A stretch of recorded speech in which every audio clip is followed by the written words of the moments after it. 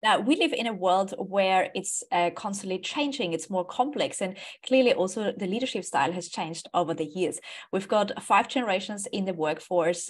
We see that on average, a candidate or a talent stays within an organization for 1.8 years, and more people have to upskill and reskill to stay relevant for this next world of work. And clearly that also impacts how we show up as leaders. And there is not just a one size fits all approach or the command and control approach when it comes to leadership, but there are all multiple ones. And I'm super excited to talk to you today. No, sorry, I said again. I'm super excited to talk about what does the future of leadership look like and how can organizations future-proof their teams and their organizations for what's next. And we are joined by somebody who's literally specialized in the different ways how we can embrace diversity and get the best out of people, including the more quiet leaders. Megumi Miki is our guest this week. Megumi, thank you so much for being here. Thank you for having me. Honestly, I'm excited about this topic because often we associate leadership with a certain style and a certain personality type. Having said that, nowadays, the next generation, like the Gen Z, they're very different to boomers, and the industries are constantly changing. So simply following this one-size-fits-all leadership approach doesn't work anymore. I'm curious to see and know and explore a little bit further your experience and your journey. How did you step into supporting companies with getting the best out of their leaders? Sure, there's probably 2 answers to that. One is that I have been working in the organizational leadership and culture work for over 20 years. And I started off in a different field and I stumbled into this work and I absolutely love it. And over the years, just observing different leaders and how they operate and how effective they are with their teams and people above. And I noticed that there tends to be a bias towards, as you said, the more dominant or louder voices, and people get noticed more as you do that. And there's actually studies showing that too, that people see that people who are louder or more talkative to be leader-like, when actually when you look at the competence, it may not be the case. And I'm not saying that louder leaders aren't competent. It's just that we just have that bias. And so I also thought some of the leaders that I loved working with were the quieter ones. And I really enjoyed the space that they created for me and how much they empowered their teams. And so I really enjoyed working with them. So I started to think, as a professional, as a leadership and culture professional, what's going on here? And I thought, I need to look into it. So that was the professional side of things. But of course, for me personally, I'm a quieter person myself and I always have been. I'm not, I'm not silent, or it's not like I don't have a voice, but I have always been a bit quieter. I've also felt like I'm often on the outer. So being a Japanese woman in Australia and working in Australia most of my life, I've always been on the outer in some way, shape or form. So with all of that, I had to find my voice. I had to find my inner strength. And so it's taken me many, many years, decades actually, to get to a point of feeling really comfortable in myself. So I thought, if I can share that with more people, then hopefully more people can find their voice and find the place that they can have influence and impact. So that's probably the 2 answers that I have for that question. And this is perfect because it sets the scene. And also in the trusted authority framework, it's all about how can you connect 2 worlds that are relevant to you and relevant to your ideal decision maker. And you just said you're coming from 2 different worlds and connecting your insights with also the next world of work. And nowadays I love different leadership styles because there's not a one size fits all approach. It comes down to stepping into your personal power and knowing that and being intentional about it. And you've said you have been in the leadership space for 20 or so years. What kind of changes have you seen over the years evolving? So I think there is more recognition for the different styles of leaders and the quieter ones, and it's probably more noticeable in where people talk about what they would like to have. Where I haven't seen as much change is actually seeing those sort of leaders in the organization. So it's more like a wish list as opposed to an actually happening. So I would say that organizations still have some work to do. But it's really great to see that, as you said right at the beginning, that there's definitely an understanding that a command and control leadership alone is not useful in this world. And of course, there are times when the command and control leadership is required, like when there's an emergency. You don't want people asking people, what should we do? And, letting people do whatever they like when there's an emergency. You need that command and control sometimes. And even I spoke to a military leader who said at times when you're on the field and we've got some tasks to do, then you do need that structure and command and control. And this was one of the quietly powerful leaders that I spoke to. He said that that's only about 10-20% of his time as a military leader.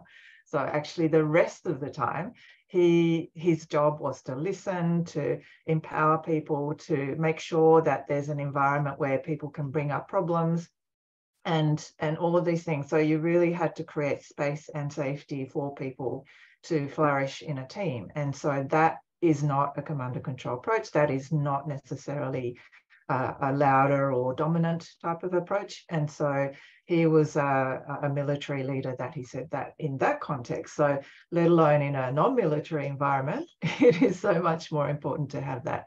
So I'd say organizations can do better at finding and developing leaders who can create that kind of environment.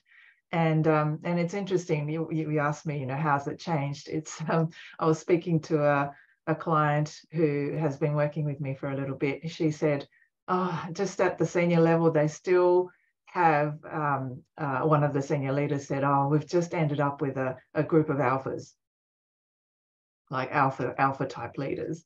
And they just realized after they chose everybody. And so that was a bit disappointing for them, because really what you want is you need some of those alpha people, but also you need the different types of leaders, whether they're the quieter ones or whether they're the risk averse ones or the risk takers. You need the mix and the ability to work together with the differences. I think that's what's needed more and more. Absolutely. And also, the world is constantly changing, and we are currently facing situations and challenges that we've never faced before. So there's not the one person who knows it all, because simply there's no experience that we can draw on, and asking more questions. This is often the more powerful leadership style. But maybe, you probably have seen it with your clients also. The sandwich generation, like the 40, 50 plus year old leaders who have been in that environment for a while, it's hard for them to make this mindset shift. Like, no, I've been promoted and got there because I know it all. I've got the experience, but now I should ask questions. Wouldn't they think I'm incompetent? Like, what's going on there? Yes. There's definitely the people that I coach and people that I've worked with who are going into leadership positions still have this mindset of I'm supposed to know things. And I think that's going to hold people back. And I think more and more people are starting to realize that they don't have to know everything. It's about actually harnessing the collective wisdom of a team. And so some people naturally do that, and some people have to learn it. But I think more and more that's going to be needed for sure. Absolutely. And this is obviously also a big focus in your work, that you support people who don't necessarily are seen as the traditional leader. They are not necessarily loud and out there, but they've got a lot of leadership potential. Now, you've got a quiz where you can actually identify what kind of leadership style you've got. And you mentioned before you've seen and shared research that the more louder personalities, they usually get the promotion, they get into this leadership position. But how can we identify whether somebody's got the potential or would be better to be an individual contributor? There's nothing wrong with that either. I think what is important for the existing leaders in senior positions to be more observant. So and also overcome some of those assumptions that they might have. And some of them are already obviously very good at that, because what I found through interviewing the quietly powerful leaders for my book was that a lot of them said that they were tapped on the shoulder. They didn't see themselves as a leader, but they got tapped on the shoulder by somebody who saw their potential, saw their capabilities, saw that they could become an amazing leader, to say, you need to give it a go. You should have a go. I see potential in you. These are some of your strengths. And so they didn't realize themselves. And so they gave it a go, and then they became some incredible leaders. You know, the leaders I interviewed are people in very senior positions making huge impacts in their fields. And so in a very different way, and very successful. And so, yeah, so I think if leaders or organizations, whether it's the senior leaders or the talent system and the processes that they go through, if they can tweak a little bit around really spotting capability and potential in a different way, then I think we can find more of these leaders. Absolutely. Now, in terms of the actual capabilities and potential and skill set, what is it that leaders should look out for? So there's probably two sides to that. One is things to not get sucked into. So I think one of the things that I caution leaders and organizations, and I hear this a lot, is somebody who interviews really well. You know, after an interview, the person interviewed really well.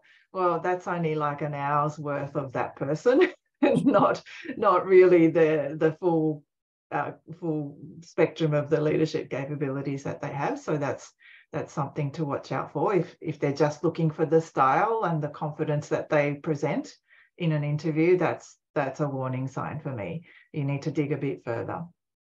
The other one is I often tell a story in my presentations about a woman that I saw had huge leadership potential because I worked with her for 3 years, watched her work with 3 general managers that she reported into. So you imagine the priorities and the conflicting priorities, and 120 senior leaders that she had to work with to manage through a transformation. I watched her work with these people for 3 years.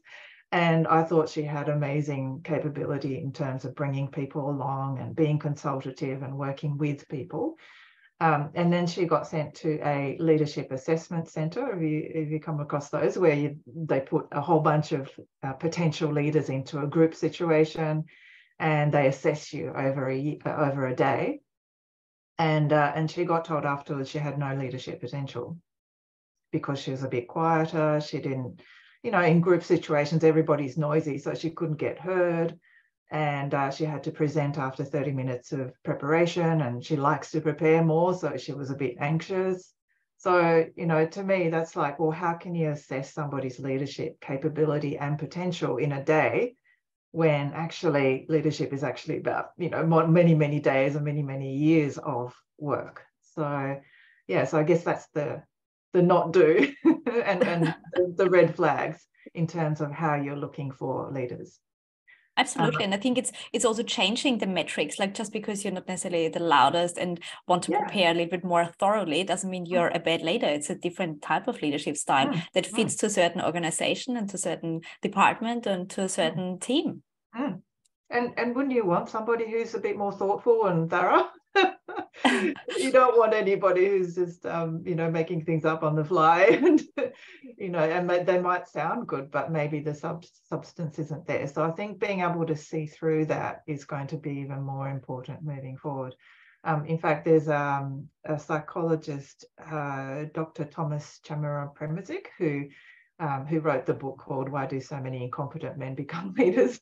So it's a controversial name, but, you know, but his point is actually about looking beyond that style and the charisma and the confidence and overconfidence. That should be a red flag, he said, because he said that in some of the studies he's seen, there's only a 10% overlap between confidence and competence.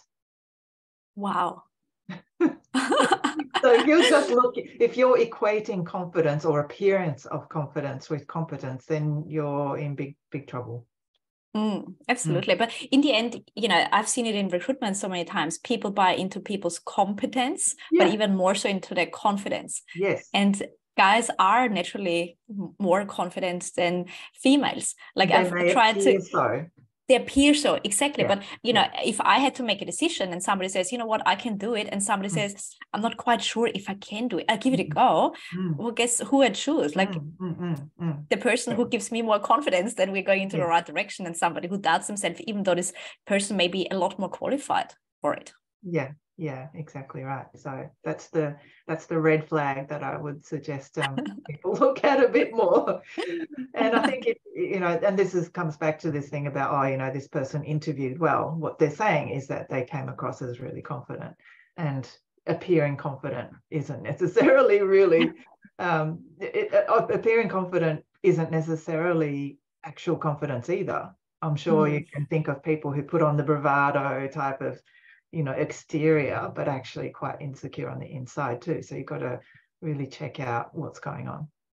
Yeah, absolutely. But then also on the flip side, more quiet people, like there are people who don't necessarily want to be in a leadership role. But at the same time, they want to influence, they want to be heard. So, the future of work, what we are seeing is more project-based. So you don't necessarily have somebody reporting to you, but you're working with peers on a project outcome. So how can those people who are not naturally loud and, are the first ones who speak up, how can they still influence and make things happen especially when you don't necessarily have the title and the authority to do so? Yeah, and I think that's where there's an assumption that you have to be persuasive or very articulate in order to influence. And what I've discovered through interviewing the quietly powerful leaders is that they use a different influencing strategy. So it's not about dominating and talking over and being persuasive and all of those things, because often, if you think about it, if you got told what to do and you were trying to be persuaded, do you tend to listen to that, or do you start to go, oh, it sounds a bit pushy? Definitely pushy. I would tend to go, oh, I don't know. So the quieter way of influencing is actually about having a conversation, listening to your concerns and working with that and finding a solution that works for everybody. I would much rather be influenced by someone like that. Absolutely. It's a much more collaborative way of solving a problem or creating something new. So I think that humility and that ability to listen and ask questions and work with people rather than trying to convince people, I think that's a much more useful way to influence as well anyway. I think it's a good tool to give more quieter or introverted people the opportunity to be a leader in their own right for a certain audience and a certain department, a certain industry and company, because we need those type of leaders. And I'm the same. Like, I was always in quite senior roles quite early, but they were all loud and I was the last one to speak. And they thought I'm just a wallflower and not confident and I don't have influence. I mean, that was nearly a decade ago, but I've always thought I'm not a good leader, clearly, because I'm not screaming from the rooftops, but it has changed now, which is great to see. Yeah. Well, changing. Changing, yes. In some quarters, not others. Very true. But how do you support your teams, your clients with this mindset shift, but then also preparing for redefining leadership programs? And what do leadership programs, good ones, look like for this next world of work? Yeah, I suppose that's still work in progress. But what I have been doing is firstly inviting organizations to and involving some more senior leaders to rethink how they're looking for leaders or potential leaders, and actually reminding them of people who are quietly powerful within their organizations. And every time I say something like, oh, can you think of somebody who may not say a lot, but when they do, everybody listens because they're so wise and insightful. Everyone says, they all nod. And you think, well, what are you doing with those people? And also people who may not be so visible or so loud, but they have incredible teams under them. So there's something in their leadership of their team that you might not be seeing overtly, but it's happening. So what are you missing if you're not tapping into those sorts of leadership skills? So it's just reminding organizations and leaders to just look at things differently. So that's one thing. And the other side of it is to develop the quieter leaders in a different way, rather than trying to shove people into a leadership prototype, if you like, of the traditional prototype, to actually help them, so help the individuals to appreciate what they have because often they've internalized that message that being quiet isn't good in leadership. And so it's unwinding some of those beliefs and mindsets that's been internalized, and help them to see the strengths that come with the way that they behave and lead, and then also add some skills on top, like influencing, like we talked about, rather than saying influencers being all about convincing and persuasion. There's other ways of influencing and helping people to see that. So yes, I'm working on those two sides. So working with the organization, working with individuals, but I'm sure there's a lot more that can be done around more broadly looking at how do you select talent, the processes and systems that go into that. And how do you develop them? How do you retain them? So all of those things are important, I think. Well, you definitely never get bored with this topic. It's a never-ending story. It continues to evolve as we, as a society, grow up, I guess. Yeah, I think so. One thing that you mentioned before is that some of the more quieter professionals don't necessarily see their own leadership potential, and they would never consider to put themselves in the ring for that. How can we take this first step to realize, actually, I would have some potential with that? Yeah. Like, what are some signs? Yeah. It's a great question. I actually had a person in a group coaching program where she said exactly this, that she did not see herself as a leader. And I asked her what she did in her workplace, and she said, I coordinate these groups of people globally and pull together events and, get everybody on board in terms of topics and things like that. And I said, isn't that leadership? You're actually leading a whole group of people internationally to come together and create something. Isn't that leadership? And she said, oh my God. She had no idea. So I think there's something about pointing out that they're already leading. Leadership is not a positional title. Manager is a positional title, but leadership can come from any level, anywhere. It's actually about bringing people together to achieve something and influencing in a way that works for everybody. So if you're already doing that, then you've got something there already to work with. And you made a good point. There's a difference between management and leadership, because people often associate being a leader is having people reporting to them directly, and it's not the case. I always say there are four kinds of leaders, like the people leader, then the change leader, the project leader, and the thought leader. You don't necessarily need to have an audience. You don't even need to have a team to be a leader, but you can lead with your thoughts, with your ideas, with your insights and research.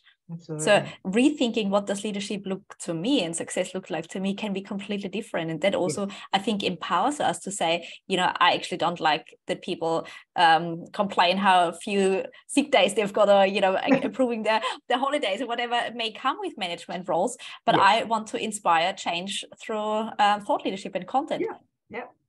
Yeah, absolutely. No, I agree with you. So I think just helping people to see you can lead in different ways, and that they may already be doing that, and seeing their activities in light of that, I think was for this person transformational, because she's now being promoted and she's doing amazing things. So, it was just that one insight that really transformed the way that she thought and acted.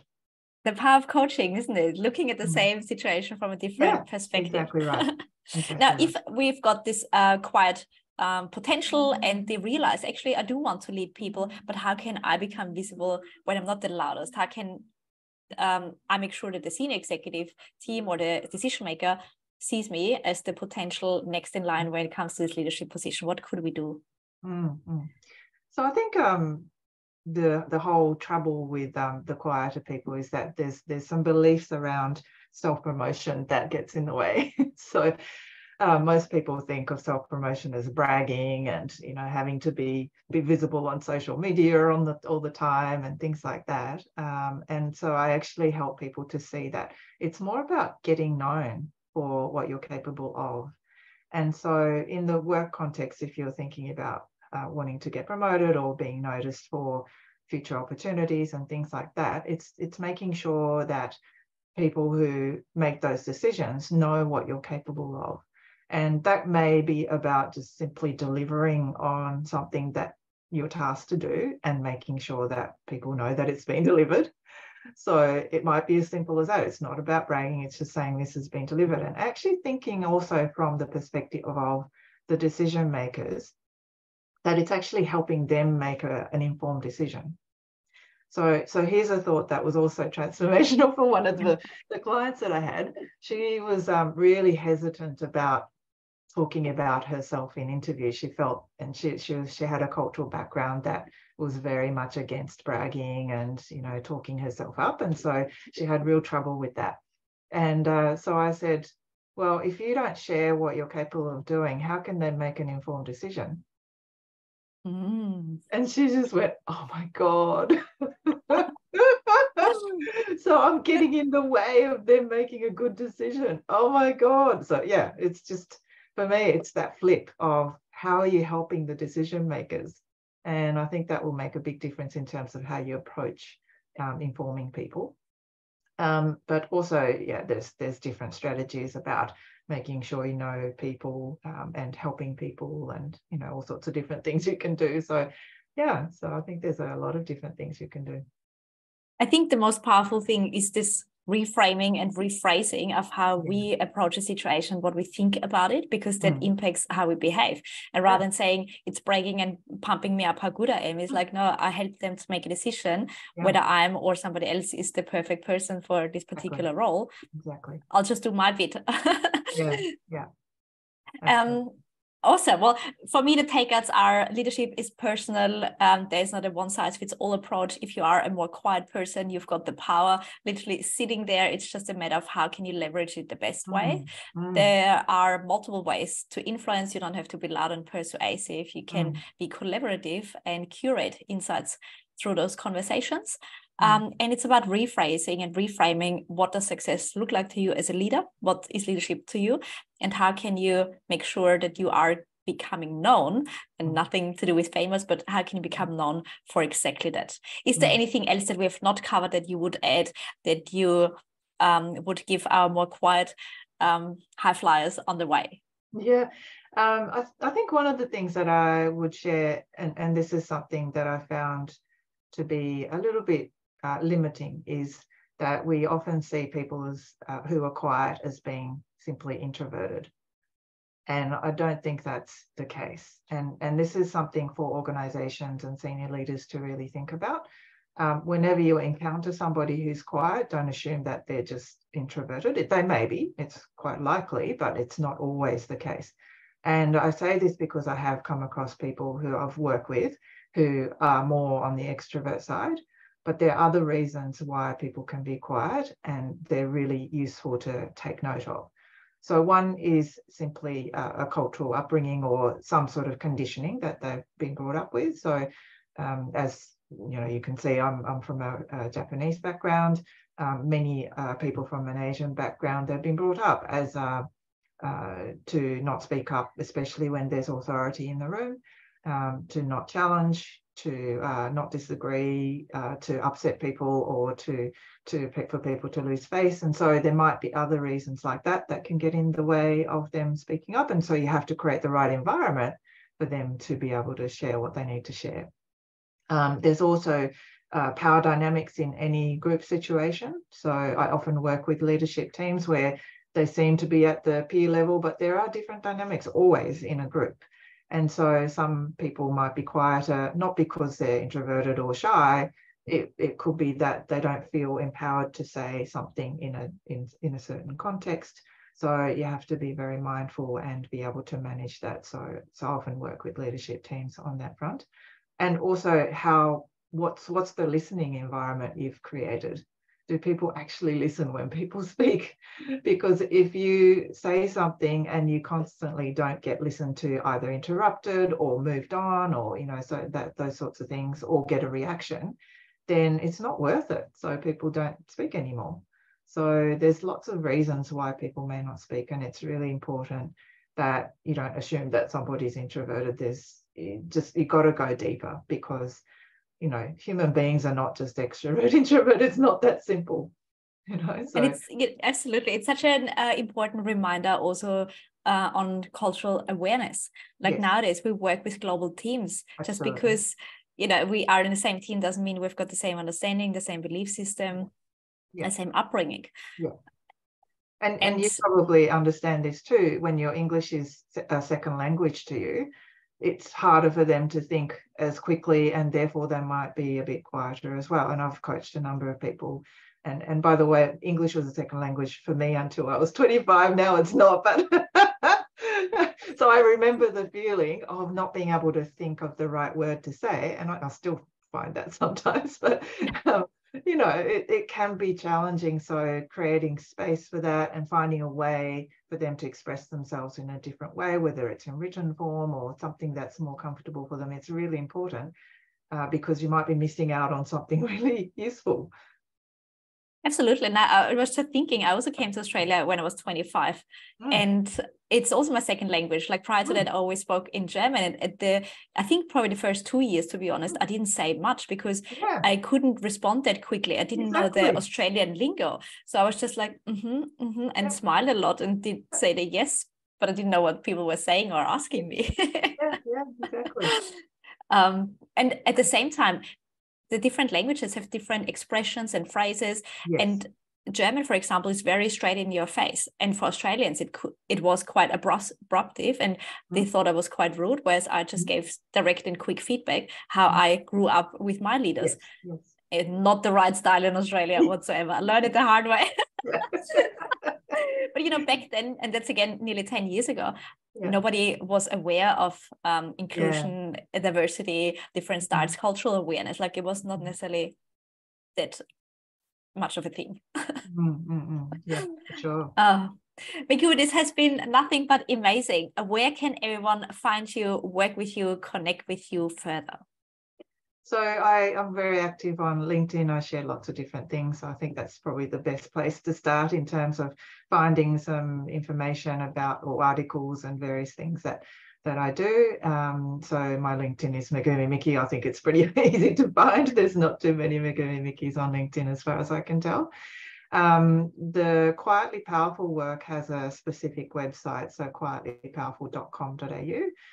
Again, on there's a whole lot of resources for individuals wanting some tips and tools. There's some free resources there.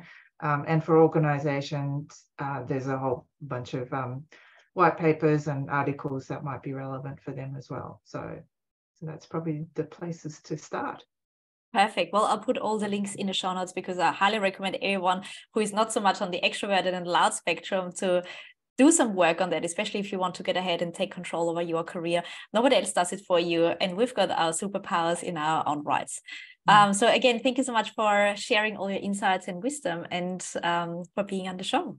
Thank you. That was very enjoyable to chat to you.